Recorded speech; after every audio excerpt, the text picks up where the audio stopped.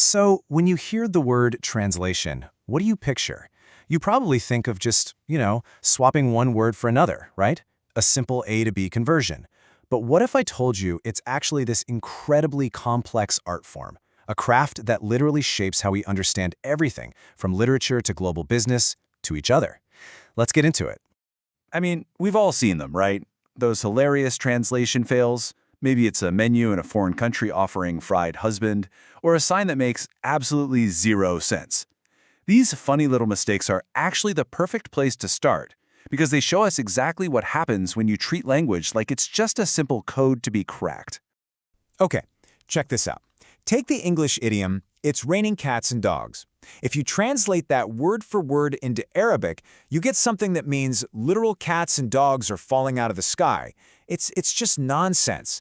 But an effective translation that captures the idea, the meaning, which is simply that it's raining heavily, right there, that's our first big clue that a good translator is way more than a walking dictionary. They're more like a detective of meaning. So if a straight-up, word-for-word approach is a recipe for disaster, then what actually works? Well, this brings us to the fundamental principle that guides every single professional translator. It's about moving beyond the words on the page to capture something way, way more important. See, the real goal isn't just to move words from one language to another. It's to protect the original's very soul. Think about it this way. A truly great translation should make you feel the same thing as someone reading it in the original language. If the original was funny, the translation should make you laugh. If it was serious and formal, you should feel that formality. It's about recreating the entire experience, not just the words. Now, this brings us to something that trips a lot of people up. You hear the words translator and interpreter thrown around almost interchangeably, but they are actually two completely different, incredibly skilled professions. So, let's clear that up right now. The biggest difference really comes down to the medium. Translation is all about the written word. This means a translator has the luxury of time. They can do their research, they can revise, they can polish that text until it's perfect. Interpretation, on the other hand, is all about the spoken word. It's live, it's happening in real time at a UN conference or in a courtroom. An interpreter has to rely on pure brainpower, memory, quick thinking, and taking lightning-fast notes. Both jobs need to be super accurate, of course, but how they get there, worlds apart.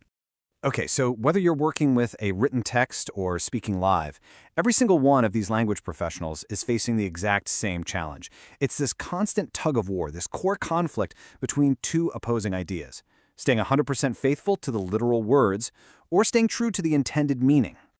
All right, let's put this to the test with a real classic. She kicked the bucket. Now, if you're an English speaker, you know exactly what that means. But think about it. The actual meaning is completely hidden inside the phrase. The words themselves give you absolutely no clue what really happened. Just pause on that for a second. If you had to explain this to someone learning English, you wouldn't start talking about buckets or kicking, right? No way. You'd completely ignore the literal words and go straight for the hidden concept. And boom! Here are the two paths a translator could take. The literal, word-for-word version is, again, total nonsense. The only path to success is what we call a free or sense-for-sense translation.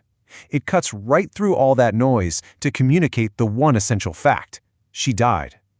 The translator has to ignore the form to preserve the function.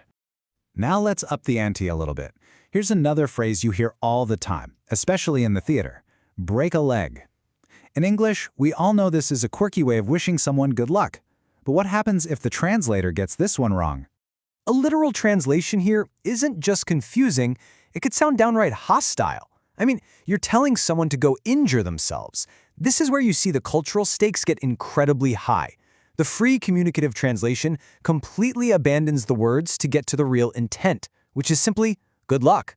It's all about what the speaker means, not just what the speaker says. So, how do translators actually navigate these minefields without just guessing? Well, they're not. They have a whole toolkit of professional techniques, these clever strategies that are specifically designed to bridge these cultural and linguistic gaps. Let's peek inside that toolkit.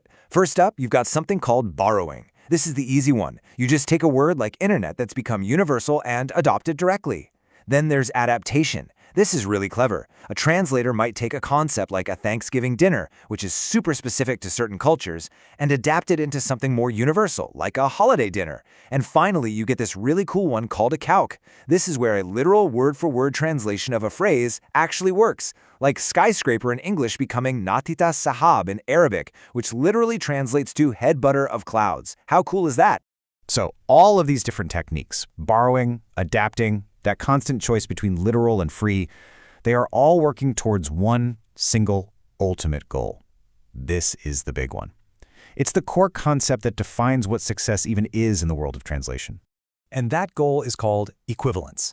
It's not about finding the exact same words. It's about creating the exact same effect. It's about asking, does the translated joke still land? Does the translated legal warning feel just as urgent?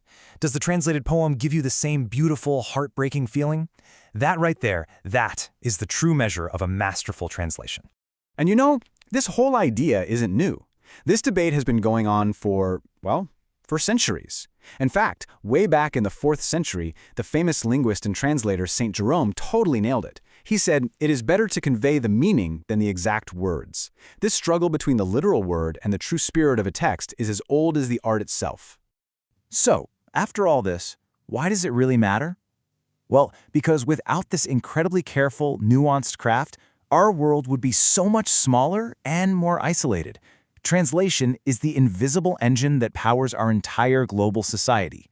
It's what lets us share scientific breakthroughs, conduct international diplomacy, and, maybe most importantly, connect with the art, the stories, and the ideas that define cultures completely different from our own. And all of this leaves us with a really deep question to think about. If every translation is an act of interpretation, then the next time you read a novel from Japan or watch a film from France with subtitles, just ask yourself this. Are you experiencing a perfect echo of the original, or are you witnessing something entirely new, a beautiful creation in its own right, born from the delicate art of bridging two worlds?